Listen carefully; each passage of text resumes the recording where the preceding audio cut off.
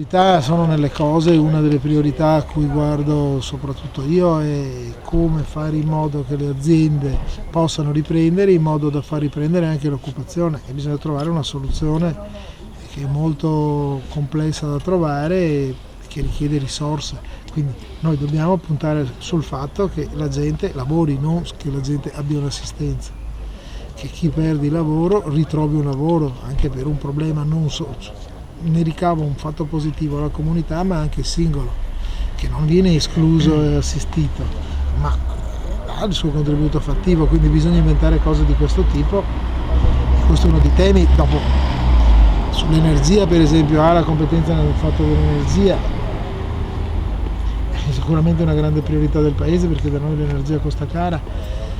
Il commercio estero è fondamentale perché se vogliamo importare ricchezza dobbiamo esportare beni, quindi sono un sacco di cose sulle quali mi dovrò applicare che si stanno un po' frullando in testa. Sì, comprendo.